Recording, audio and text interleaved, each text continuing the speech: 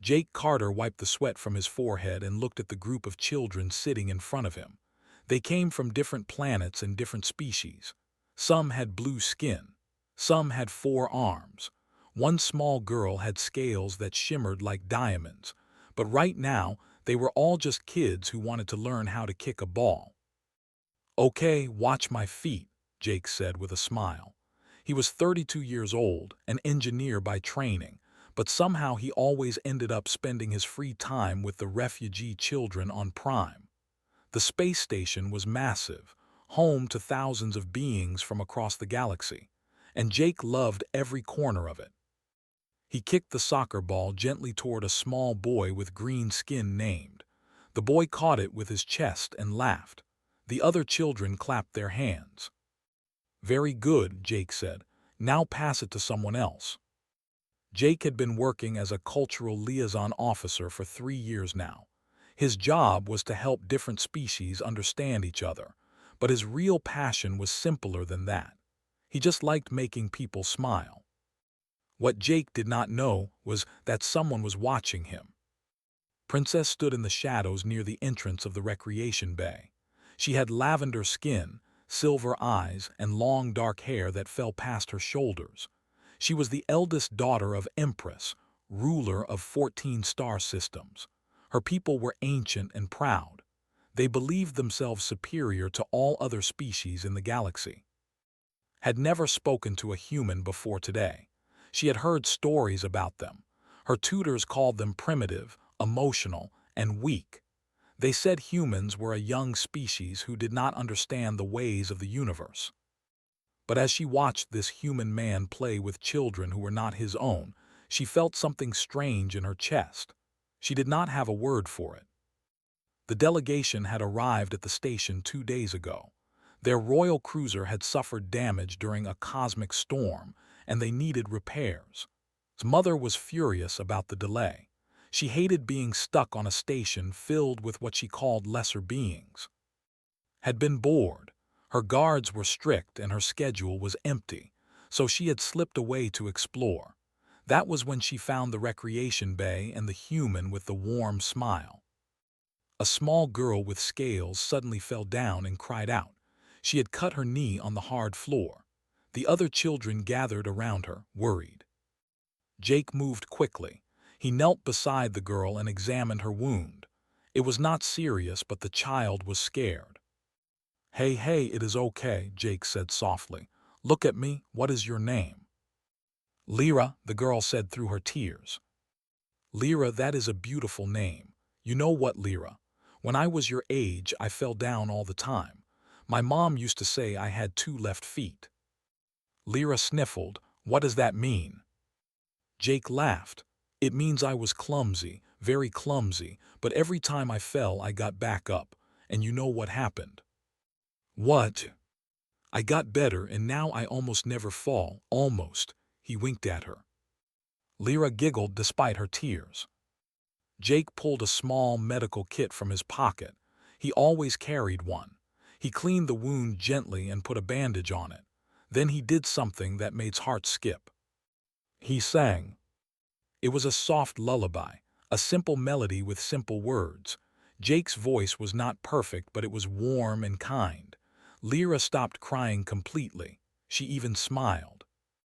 Had never seen anything like this.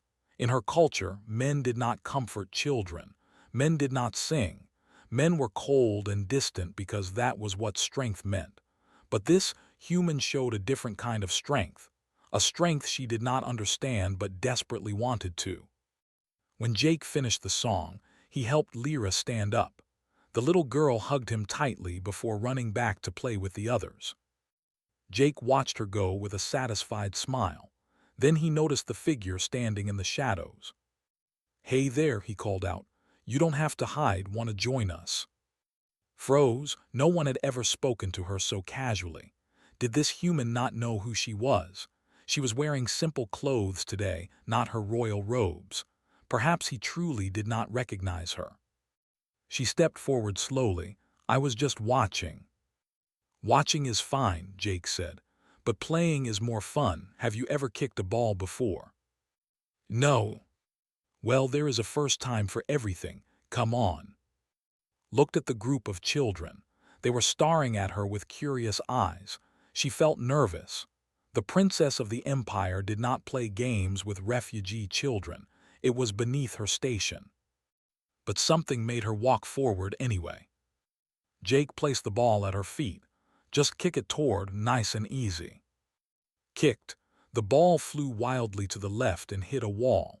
The children laughed, but it was not mean laughter.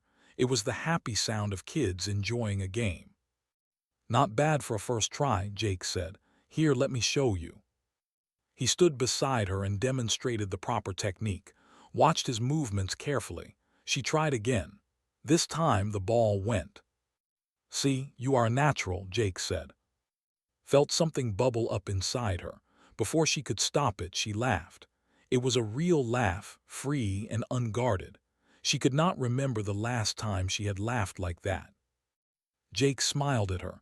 I'm Jake, by the way, Jake Carter. I am, hesitated, you can call me. Nice to meet you. Welcome to the worst soccer team in the galaxy. The children cheered and surrounded, pulling her into their game. For the next hour, she forgot about her title, her duties, and her mother's expectations. She was just a girl learning to kick a ball and laughing with new friends.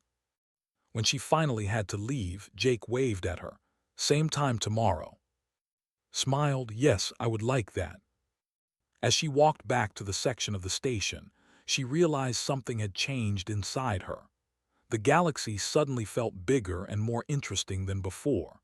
And at the center of it all was a human man with kind eyes and a gentle voice.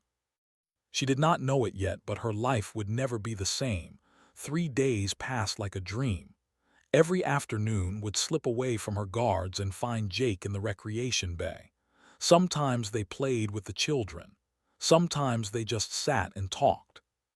Jake showed her things she had never seen before. Old Earth movies on his tablet. Strange music that made her feel emotions she could not name. Pictures of blue oceans and green forests. His home planet was beautiful in a wild, untamed way. Why do humans make so much art about love? Asked one afternoon. They were sitting on a bench while the children napped nearby. Jake thought about it. I guess because love is what makes life worth living. At least, that is what we believe. But love is just chemicals in the brain. My tutors taught me this. Jake laughed softly. Maybe, but does it matter? When you feel it, it is real. When someone looks at you and you feel your heart race, when you would do anything to see them smile, that is real. Science can explain how it works, but it cannot explain how it feels. Was quiet for a moment. In my culture, we do not marry for love. We marry for power, for alliances. My mother has already chosen 3 suitors for me. I have never met any of them. That sounds lonely. I never thought so before, she looked at him, but now I am not sure. Jake met her eyes. There was something in his gaze that made her feel warm. He opened his mouth to speak, but before he could, an alarm blared through the station. Red lights flashed. A voice announced over the speakers that a colony transport had been attacked by pirates near the station. They needed volunteers for a rescue mission. Jake stood up immediately. I have to go. Grabbed his arm. But you are not a soldier, you are an engineer. I know, but those people need help. I can't just sit here. You could die. Jake smiled at her. It was a sad smile, but also brave. Maybe, but if I do nothing and they die, how could I live with myself? He gently removed her hand from his arm and ran toward the docking bay. Watched him go with fear in her heart. She found her way to the station's command center. Her royal status gave her access to places others could not go. She stood in the back and watched the rescue operation on the large screens. The transport was badly damaged. Fires burned in several sections. Escape pods had failed. Over 200 passengers were trapped inside, and the pirates were still nearby. Jake's voice came through the communication system. He had volunteered to lead a small team into the most dangerous section of the ship. That was where the elderly and sick passengers were trapped. His hands trembled as she watched. The rescue team cut through the damaged hull and entered the burning section. The video feed was shaky and filled with smoke. Jake's team moved carefully, helping passengers one by one.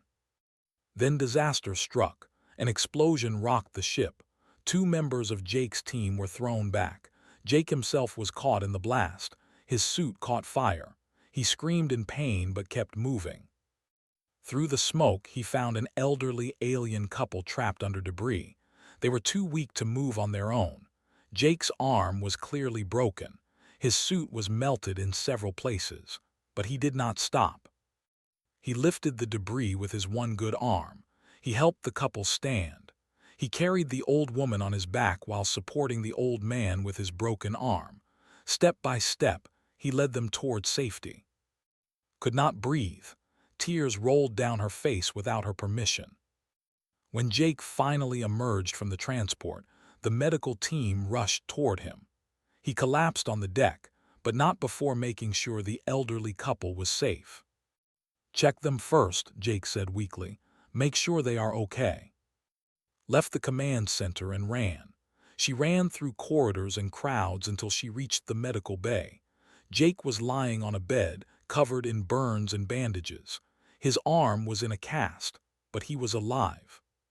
When he saw her, he smiled. "Hey, sorry I missed soccer today." She wanted to yell at him. She wanted to tell him he was foolish and reckless, but instead she just stood there and cried. "Hey, don't cry," Jake said softly. "I'm okay. Everyone made it, that's what matters." "You almost died." "Almost doesn't count." Sat beside his bed and held his hand. She stayed there all night. The next morning was the departure ceremony. The cruiser was repaired and ready to leave. Empress expected her daughter to return home. Important suitors were waiting. Political alliances needed to be formed. The ceremony was held in the station's grand hall. Hundreds of diplomats from dozens of species had gathered to see the delegation off. Empress stood at the center, tall and cold as always. Stood beside her, dressed in her royal robes. But her eyes kept moving to the back of the room where Jake stood with his arm in a sling. He looked tired and sad. He knew she was leaving. Empress began her formal farewell speech. Barely heard the words. Her heart was pounding. Her mind was racing. She thought about everything Jake had taught her, about love and choice and what it meant to truly care for someone. She thought about the children in the recreation bay and how Jake treated every single one of them like they mattered. She thought about how he had almost died to save strangers. And she made her decision. When the Empress finished speaking and turned to leave, did not follow. Instead, she stepped forward and walked through the crowd. People moved aside, confused. Whispers filled the hall. Walked until she reached Jake. He looked at her with surprise and hope and fear all mixed together. She took his hand. Then she turned to face her mother and the entire hall. "This is the man I want as my husband," Mom announced. Her voice was clear and strong. It echoed off the walls. Complete silence fell over the room. The Empress's face turned to stone. Diplomats gasped. Guards reached for their weapons but did not know what to do. Jake stared at in shock. "What are you doing?" "Something I should have done the moment I met you," she said. "I am choosing my own future." Empress's voice cut through the silence like a blade. "Come here, now." Did not move. She held Jake's hand. "You do not know what you are doing," the Empress said. "This human is nothing. He is beneath you." "He is everything," replied. "He is kind and brave and good. He does not care about power or politics. He cares about people. I have met 100 princes and lords, and none of them made me feel the way he does. None of them ever would." The Empress was silent for a long moment. Her silver eyes burned with cold fury. "Very well," she finally said. "If you want this human, he must prove himself worthy. I invoke the right of war." The delegation gasped, even looked shaken. Jake leaned close to her. "What is the right of war?" His voice was barely a whisper. "The ancient trials, 3 tests of mind, body, and soul. Many have died attempting them. Jake looked at the Empress, then back at the Empress. I accept, he said. The Empress smiled. It was not a kind smile. Then let the trials begin. Journey to the took 7 days. Jake spent most of that time studying. Dr. Nate, his best friend and the ship's medical officer, had gathered every piece of information he could find about the rite of war. This is insane, Nate said, scrolling through his tablet. The last challenger died 400 years ago. He was a war hero with 50 years of combat experience, and he still failed. Jake looked out the window at the stars rushing past.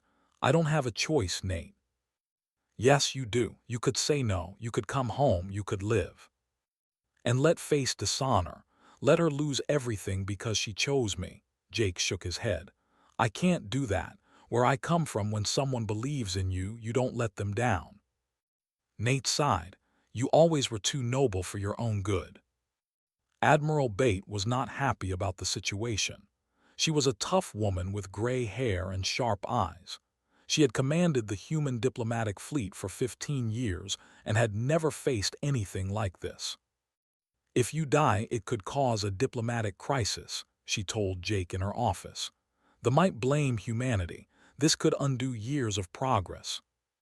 Or, Jake said, if I succeed, it could be the greatest alliance humanity has ever made. The Admiral studied him for a long moment. You really believe you can do this? I have to try. She nodded slowly. Then I will support you, but Jake, promise me one thing. What? Don't die. Jake smiled. I'll do my best. When they arrived at Prime, Jake's breath caught in his chest. The planet was beautiful beyond words. Great cities floated among the clouds. Crystal towers caught the light of 3 suns. Rivers of silver wound through purple forests. But Jake had no time to admire the view. The trials were set to begin immediately. The first trial was the trial of mind. Jake was led to a great chamber filled with thousands of nobles. At the center was a game table with a board that seemed to exist in 3 dimensions. Pieces floated in the air, moving according to rules Jake did not understand. His opponent was War Master, a legendary strategist who had never lost a game in over 800 years. He was old and with eyes that had seen countless battles. So this is the human, said. His voice was like gravel. I expected someone more impressive. Jake sat down across from him. I get that a lot. The game began. Jake lost the first round badly. He did not understand the rules well enough. He did not know the strategies, defeated him in 12 moves. The crowd laughed. Empress smiled with cold satisfaction. Only remained silent, her hands clasped tightly in her lap. But Jake did not give up. He studied the board, he watched how moved. He learned. The second round lasted longer. Jake still lost, but it took 30 moves to defeat him. The laughter in the crowd grew quieter. By the 5th round, something changed. Jake stopped trying to play by rules. He started playing by human rules. He made moves that seemed foolish at first but created traps 3 steps ahead. He sacrificed pieces to gain position. He took risks that no would ever take. Was confused. Then he was frustrated. Then, for the first time in 800 years, he was worried. The 6th round ended in a draw. Neither player could defeat the other. The crowd was silent, stared at the board for a long time. Then he looked at Jake with new eyes. No one has drawn against me in 800 years, he said. You do not think like us. You think like chaos itself. It is irritating. He paused, but also impressive. Stood and bowed to Jake. It was a shallow bow, but it was still a bow. The crowd gasped. The trial of mind is complete, a herald announced. The challenger has proven worthy. His face lit up with relief, but Empress' expression did not change. One trial means nothing, she said. Let us see how long he survives the second. The trial of body took place in the wild jungles of Prime's southern continent. Jake was given only basic supplies and dropped into an area filled with deadly creatures. He had to survive for 7 days. The first night almost killed him. A pack of creatures called shadow hunters tracked him through the darkness. They were fast and silent and had claws that could cut through metal. Jake barely escaped by climbing a tree and hiding until dawn. The second day was worse. He found water, but the river was home to things with too many teeth. He built a fire, but the smoke attracted flying predators. Everything on this planet wanted him dead. But Jake was human, and humans were survivors. By the third day, he had built traps. By the fourth day, he had created weapons from stone and wood. By the fifth day, he had learned which plants were safe to eat and which would kill him. On the sixth day, something unexpected happened. The shadow hunters found him again. But this time, Jake did not run. He stood his ground with his crude spear and waited. The pack leader approached slowly. It was massive with black fur and golden eyes. It could have killed Jake in seconds. But Jake did something no one expected. He reached into his bag and pulled out the last of his food, dried meat from an animal he had caught. He threw it toward the pack leader. The creature sniffed the meat, then ate it. It looked at Jake again. Then it turned and led its pack away. Jake survived the seventh night with the shadow hunters sleeping around his camp. He had not defeated them. He had befriended them. When the rescue team arrived to pick him up, they found Jake sitting by his fire, petting the pack leader like it was a dog. Prince was on the rescue team. He was younger brother, and he had hoped to see Jake's body. Instead, he saw something that made him question everything he knew about humans. "How did you do that?" demanded. "Those creatures kill everything they see." Jake shrugged. "I shared my food. Where I come from, sharing a meal is how you make friends." Stared at him. "You are very strange human." "I get that a lot too." Jake was brought back to the floating city. He was covered in dirt and scratches, but he was alive. Ran to him and threw her arms around him, not caring who was watching. "You survived," she whispered. "I knew you would." "Two down, one to go," Jake said. "What is the trial of soul?" Smile faded. "No one knows. It is different for each challenger. It tests what you value most." Jake held her close. "Whatever it is, I'll face it for you." The Empress watched them from her throne. Her face was unreadable, but in her eyes there was something new, something that might have been doubt. The final trial was coming, and it would test Jake in ways he never imagined. The imperial throne room was vast and cold. Pillars of crystal rose toward a ceiling that seemed to touch the sky. Thousands of nobles filled the galleries, their silver eyes fixed on the small human standing before the Empress. Jake waited. His wounds from the jungle were still healing. His body was exhausted, but his mind was sharp. Empress sat on her throne of floating stone, her face as cold as winter ice. Stood beside her, dressed in royal white, her hands trembling slightly. "You have passed 2 trials," the Empress said. Her voice echoed through the chamber. "But the trial of soul is the truest test.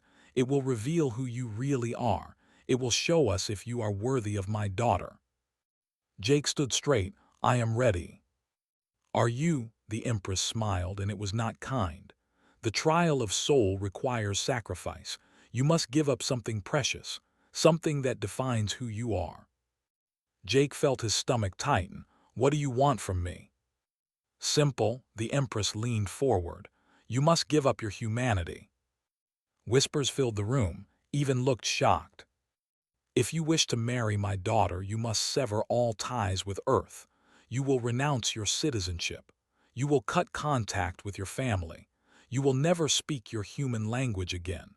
You will never return to you will become in every way except blood." Jake's heart went cold. "You want me to abandon my entire species?"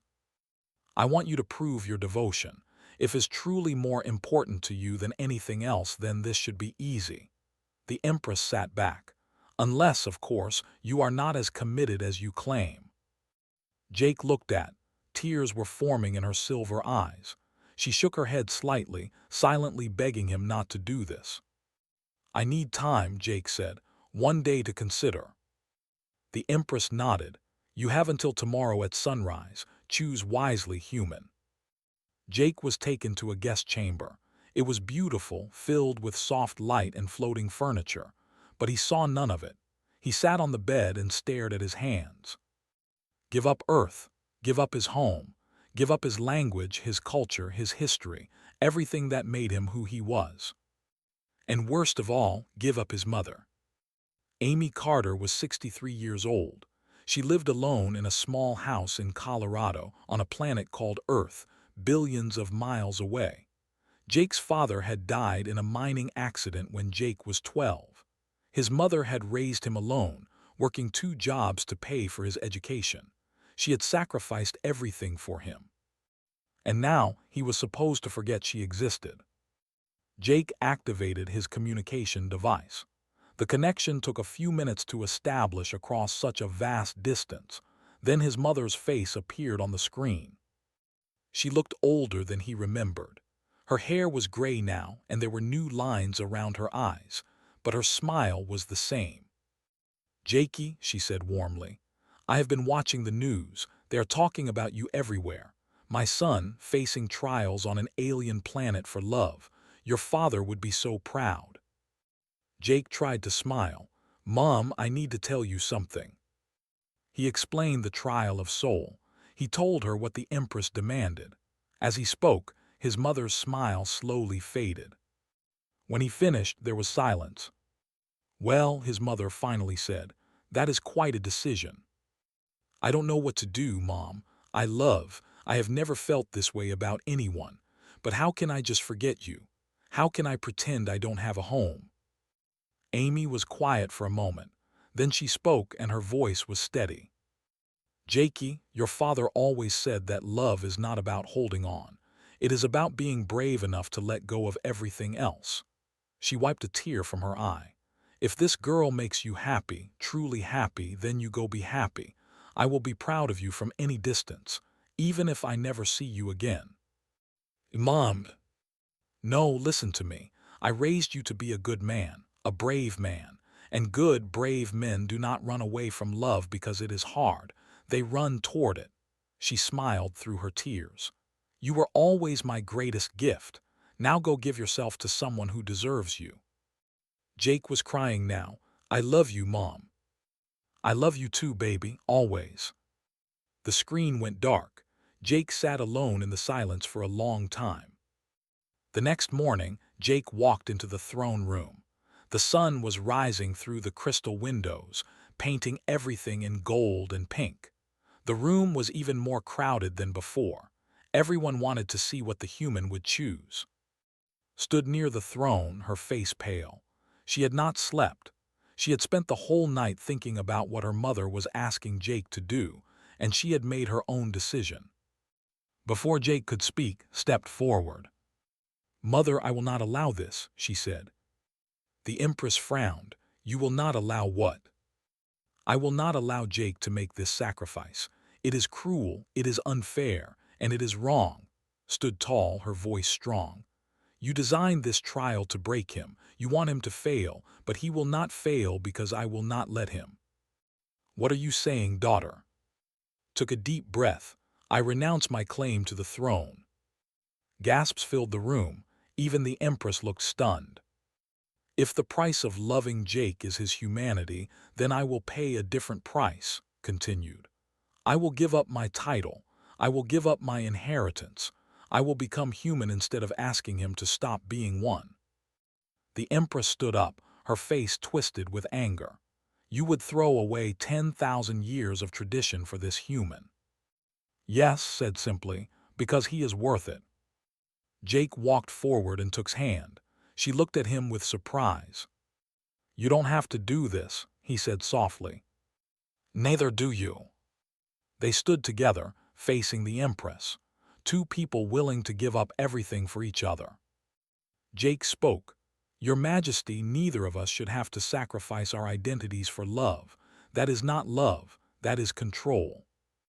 The Empress said nothing. "I have a different proposal," Jake continued. "Let our marriage be a true alliance, not a surrender, not a conquest, a bridge." "Explain." Jake stepped forward. "Your people have survived for 10,000 years by keeping others out. You are proud and strong and ancient, but the galaxy is changing. New threats are rising. New opportunities are opening. Humanity does not want to take anything from you. We want to stand beside you." He gestured too. "Let your daughter be the start of something new, not the end of something old. Let our marriage show the galaxy that they can change without losing who they are." The throne room was completely silent. Every eye was on the Empress. Empress looked at Jake. She looked at her daughter. She looked at the thousands of nobles watching, waiting. For a long moment, she said nothing. Then slowly, she sat back down on her throne. "You speak well for a primitive species," she said. There was something different in her voice, something that might have been respect. "Perhaps there is more to humans than I believed." She waved her hand. "The trial of soul is complete. The challenger has passed." Grabbed Jake's arm. "What, really?" "The trial tests the soul," the Empress said. "It is designed to reveal true character. Most challengers agree to any sacrifice to get what they want. They prove themselves selfish, weak." She looked at Jake. "But this one chose differently.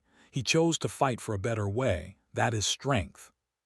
She stood again and walked down from her throne until she stood before Jake and, "You may marry my daughter, human, and the Empire will consider this alliance you speak of." She paused. "Do not make me regret this." Jake bowed his head. "I won't, Your Majesty." The Empress nodded once. Then for just a moment her cold mask cracked. The tiniest smile touched her lips. "Take care of her," she said quietly, "or I will destroy your entire species." Jake smiled back. "Understood." 6 months later, the galaxy held its breath. The wedding of Princess and Jake Carter was the most anticipated event in living memory. Species that had been enemies for generations sent representatives. News channels from 1,000 worlds carried live broadcasts. For the first time in 10,000 years, the Empire had opened its doors to outsiders. The ceremony would take place in the Grand Temple of Stars, the most sacred site on Prime. The building was older than human civilization. Its walls were carved with the names of every ruler who had ever lived. And today, it would witness something completely new. Jake stood in his dressing chamber, staring at himself in the mirror. He wore a strange mix of clothing. Earth formal wear combined with ceremonial armor. A black suit jacket with silver patterns that matched family crest. Traditional human wedding shoes. A cape made from the finest silk. He looked ridiculous. He looked amazing. He could not decide which. Dr. Nate stood beside him, adjusting his own formal outfit. "I still can't believe this is happening. My best friend is marrying an alien princess.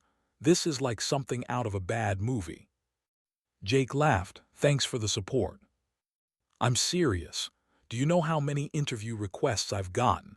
Everyone wants to know about the human who captured a princess's heart." Nate grinned. "I've been telling them all about that time you fell in the lake at summer camp." "Please don't." Too late. There was a knock at the door. Jake opened it to find Prince standing there in his royal armor. Over the past 6 months, Jake and had become genuine friends. The prince had slowly learned to respect humans, starting with Jake. "Are you ready?" asked. "I think so, are you?" Smiled. It was still a rare expression for him, but it was becoming more common. "I always wanted a brother. I just never expected him to be so short. I'm average height for a human." "Exactly my point." They walked together through the palace corridors. Guards bowed as they passed. Servants whispered and pointed. Jake was famous now, the most famous human in the galaxy. He still was not used to it. In a different part of the palace, was preparing for the ceremony with her mother. The Empress helped adjust her daughter's wedding gown.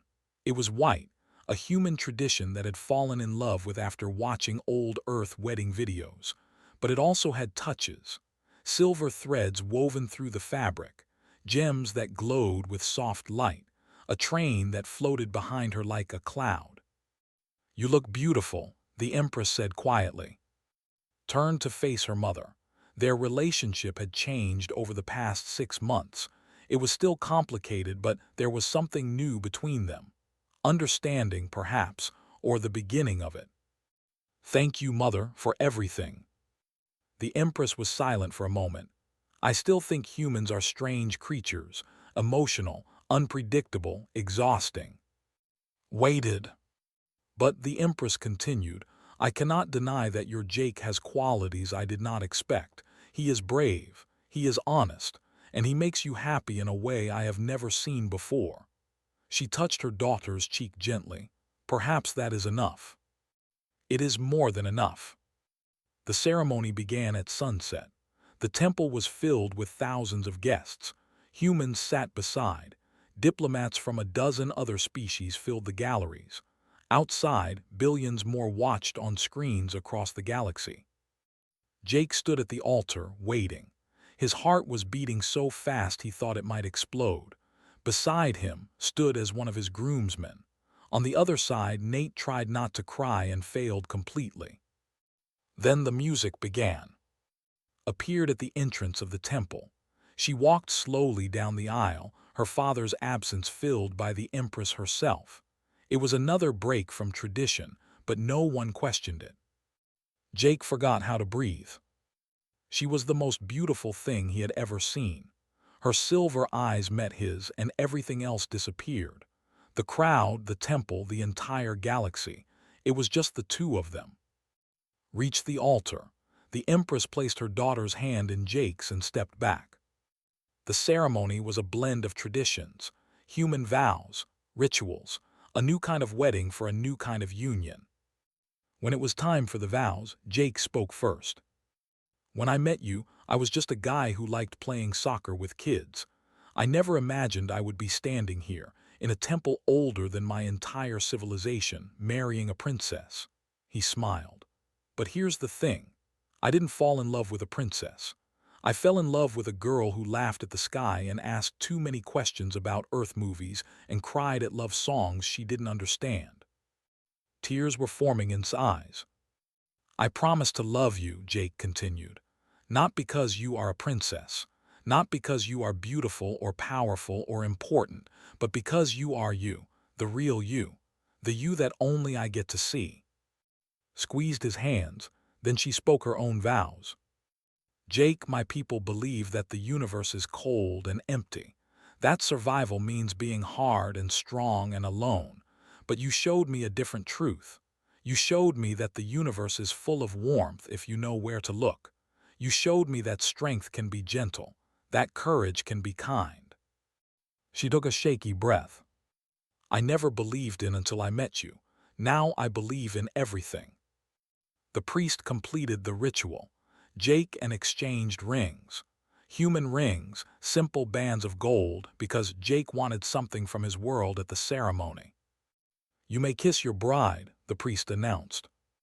Jake pulled close and kissed her.